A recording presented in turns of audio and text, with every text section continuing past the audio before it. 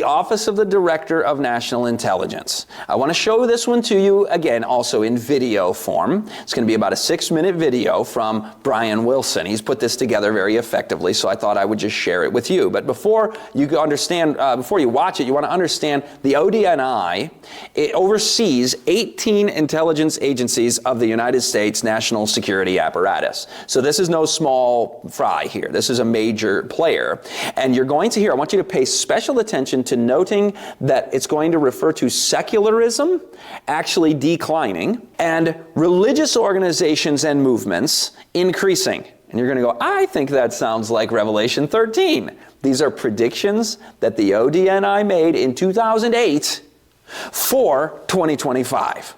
Reduction in secularism, increase in religious organizations and movements. They also said liberal democracy, i.e. freedom, free societies, open societies, will decline. Now, prophecy students are going, wait a minute, religious organizations taking more power, more authoritarianism, and less freedom. That sounds like a Revelation 13 scenario that I'm very familiar with. Let's roll the clip. What will happen in 2025?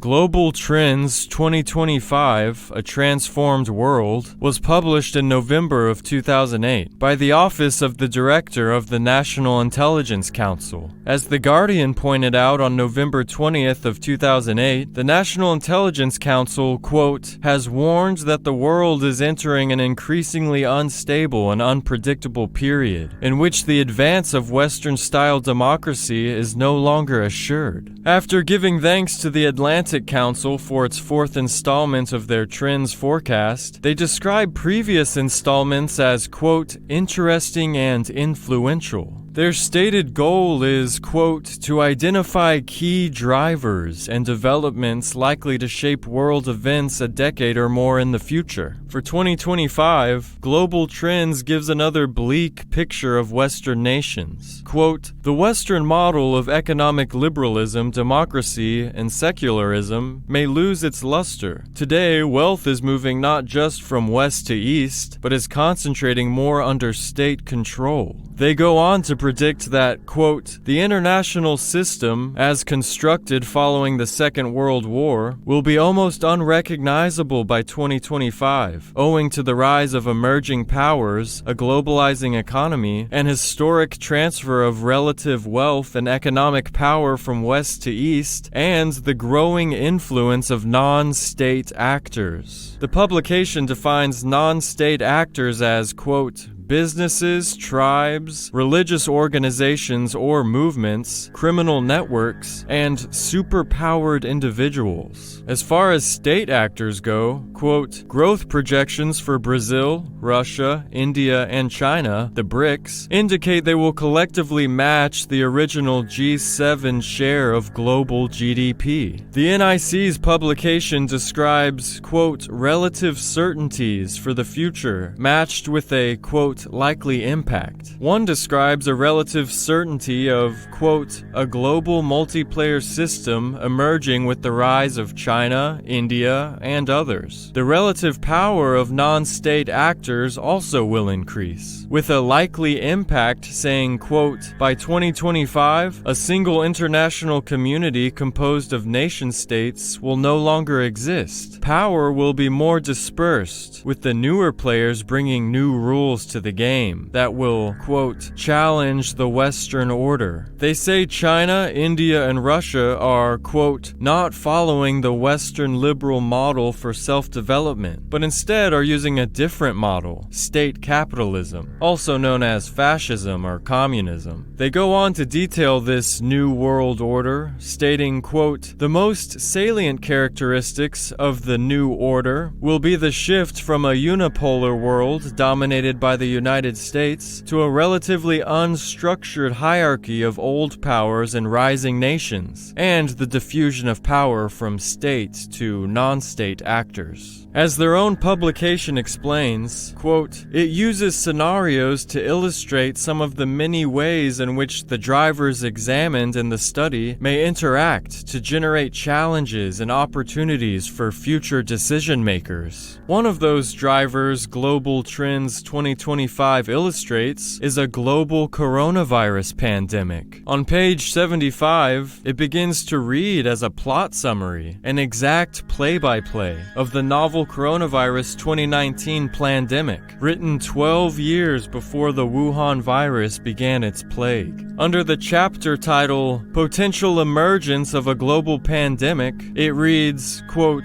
"The emergence of a novel, highly transmissible human respiratory illness for which there are no adequate countermeasures could initiate a global pandemic. If a pandemic disease emerges by 2025, internal and cross-border tension and conflict will become more likely as nations struggle to control the movement of populations. Experts consider highly pathogenic avian influenza strains to be likely candidates, but other pathogens, such as the SARS coronavirus or other influenza strains, also have this potential. If a pandemic disease emerges, it probably will first occur in an area marked by high population density and close association between humans and animals, such as many areas of China, where human populations live in close proximity to livestock.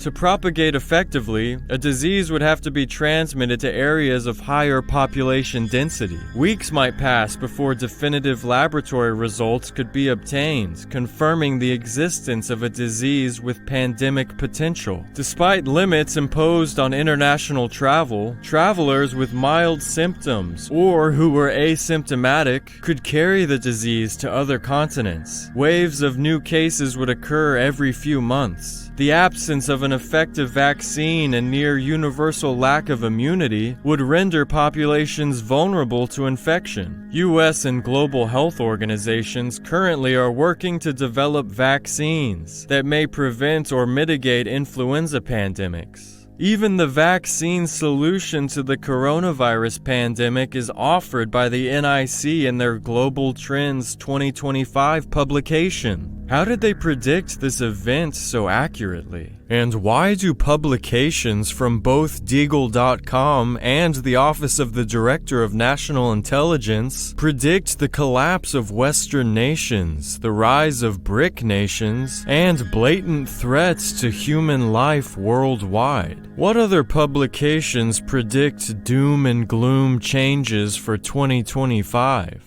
So that was pretty eye-opening, wasn't it? We're going to roll right into episode 2 right now, by the way. Take a break as you need to take a break. But that Office of the Director of National Intelligence at the end of episode 1, that's the agency above 18 intelligence agencies. And back in 2008, they were saying 2025 for the collapse of the Western-backed financial system and the rise of religious power and authoritarianism vis-a-vis liberal democracy. So that's pretty interesting stuff.